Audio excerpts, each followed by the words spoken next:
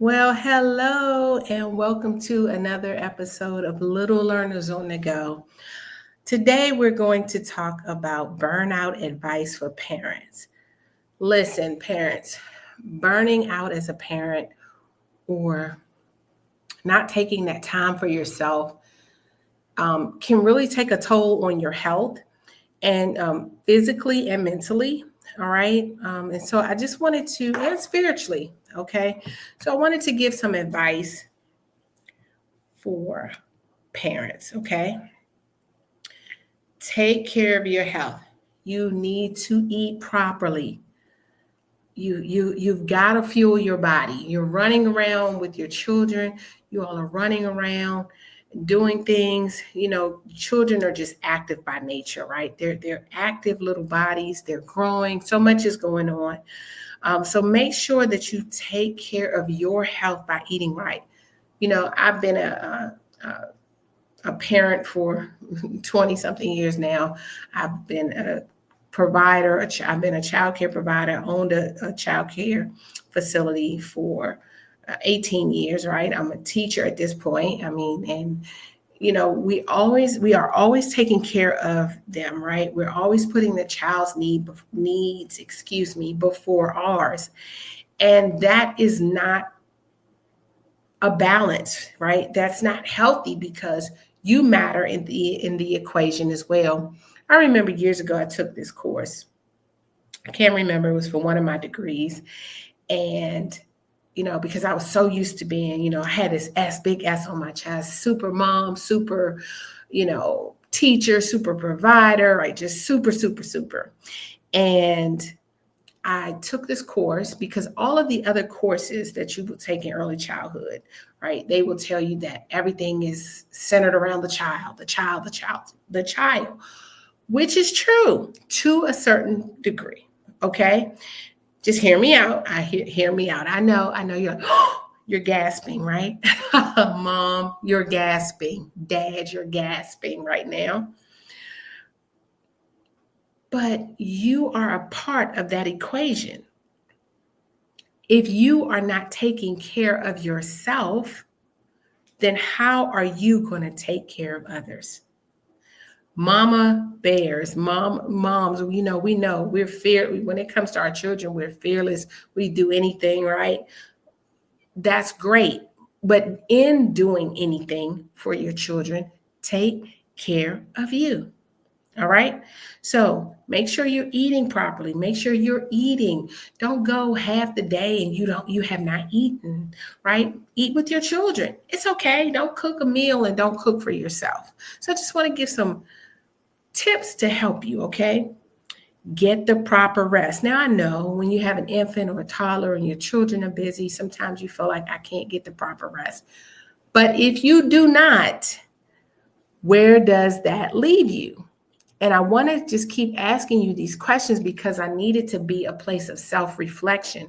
It's not a place to beat yourself up, but it is a place of self-reflection so that you can understand and really take inventory of where you are and what you need to improve upon or just stay steady in. Okay. So listen, if you can take a nap with your infant or toddler, take a nap. Toddlers typically, which they should nap, even up until 5, they like to nap. Most children, even if they don't, they need to rest their bodies. If your child or your toddler doesn't want to sleep, which I mean, if they're waking up at 10 o'clock, you cannot expect them to take a nap at like 1. Okay, this is not going to happen often. Not the infants per se, but your toddler. But if you're getting them up and you're on a routine, and that's a part of the routine, have them rest their bodies, right? Have them lay down. It's nap time, quiet time. And often what you'll find is they'll end up going to sleep. Play some music for them. I like classical music or instrumental worship music for children, or just instrumental music, right? Something but classical, something of that nature to help them rest, soothe, a quiet time, a time of peace, right? Because we know as parents, our lives are busy, busy, busy. As soon as you wake up, even sometimes before you go to bed, and even while you're asleep, you're thinking about what's next, right? And so just be mindful of that. And so take a nap with your child. That is a good piece of advice. Okay, take a walk, right? Take a walk. Go on a walk. Even if you're walking with the kids or not, take a walk. Take a walk. Sunshine, fresh air, right? All of these things are help our bodies to just recalibrate, help us to recover, help us to get a different perspective. It's good for our lungs. So take a nice little walk, right? Take a walk. Okay, let's see. Have conversations with adults. When you're around children all the time, you want to have conversations with adults at some point, all right? So have a conversation with an adult. Have a conversation with some other adults, okay? Let's see. Create a quiet space for yourself in your home, okay? I mentioned that, but create a quiet space. Maybe your quiet space is the bathroom. moms, you can attest, right? And the child is outside the door, but they're outside the door. So, and you could, one thing my husband and I used to do, sometimes if you are financially able, or, if you prepare properly, you can do this, right? Even, resorts, they offer free 3 days and 2 nights. Take a vacation without the kids. My husband and I used to do this when they were younger. We would take one vacation with they were boys then, with our young men, and one without. So take one vacation with them, one without, okay?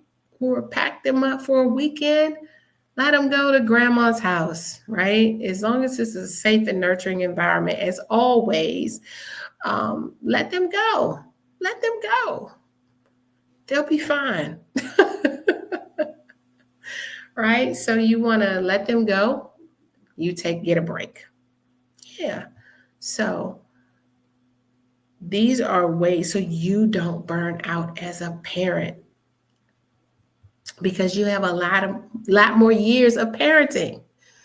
This is not, after the first year, infancy, that stage, because they're getting up so much, all of that, is getting into a routine. But you matter in this equation. That is the part. So when you're burning out, go sit, be comfortable with sitting with yourself. Go take yourself to lunch, or you and your husband go out to lunch together. Go sit and have a cup of coffee or a cup of tea, right? Take yourself to lunch. Do these things so that you can still feel like an adult, right? Because we're pouring so much out for our children, which is their blessing, totally a blessing, right? Hands down, hands up, they're a blessing. And children are of the Lord, so they're a blessing. Just don't get lost in that, to where, because when they are gone, you're not going to know how to function.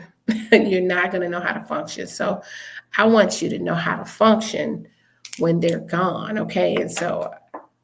And not get completely lost in the children. I hope you hear that. And I mean that respectfully, regarding your family. I'm a nurturer myself, so I totally understand. I still to this day love to cook for my young men. I love when my family is all together and when they're not off in college and they're home. And I love being a mom, right? I love being a mom. And so it's a great thing. Just don't lose yourself, right? Maybe you just need to take a bubble bath. I don't know, but there's something that you like to do. And if you don't, this is the time to get reacquainted with yourself. It is not a time to let go of the will concerning your children, but you need to be the best you can be for your children.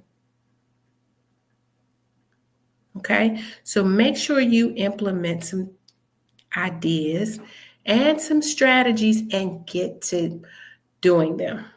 Making sure you're cooking for yourself. I've heard of moms, parents, they prep everything for their kids. They prep nothing for themselves. Meal wise, prep for yourself. Don't leave yourself out of that equation, right? Prep for them, prep for you. Absolutely, because you have to be healthy. And when I heard that professor or teacher, I can't remember, or if it was a course that I took, the presenter, I don't know if it was a presenter or a professor. Either way, when they said that, a light went off for me and it was so freeing. And I was like, wow, I'm not taking care of myself the way that I should be for me, right? I'm not taking care of myself. And I needed to make sure from that day forward that I took that to heart and taking care of myself and letting the child know, right, that I am just as much I meant when I was taking care of other children. With my own, I usually did that. But I'm a part of this just as much as you are, right? Because children, they're still learning about boundaries. And so setting those boundaries with your children, right? Setting boundaries. Okay, it's quiet time. You can put on a timer. Okay, mommy's tired. I need a moment. That is okay to say. I need a moment. And put on a timer and let's keep the noise down. Mom and dad need a moment, right? Keeping those boundaries in place, right? As they get older, we had our door closed. They knew not to enter our room without knocking. It's a space of privacy. It's a space of seclusion. So making sure you have these things in place will help you from burning out, right? I remember when we would drive in our car together as a family, two little kids, they're going to chat it up. And that was great. We always encourage their language, and that's great. However, when they became too loud, when we were trying to have a conversation ourselves, me and my husband, we would tell them. So we would have the radio on, and we said, no one's voice is to go above the radio. So you can have your conversation. This is all things you do to not become burnt out, right? Setting boundaries and putting things in this perspective are going to assist you from burning out. And as parents, asking for help sometimes can be, I don't know why, but sometimes it can be challenging for us to ask for help, but make sure you're asking for help. I'm not saying from everybody, but somebody. Got it? So we're going to take this advice, right? We're not going to get burnt out. And if you are already in a stage or phase of being burnt out, I pray that you get your strength back. I pray that you get your health back. I pray that you get your hope back. I pray that you get your joy back, right? And that you begin to be the healthiest version of yourself. Because again, our goal with little learners is that we want happy, healthy, and whole children. But that cannot happen if you're not happy and whole, right? So I just wanted to give you all some tips after 20 plus years and working in the field of early childhood education for 19 years, that you do, in servicing hundreds of children. I've lost count. I've totally lost count.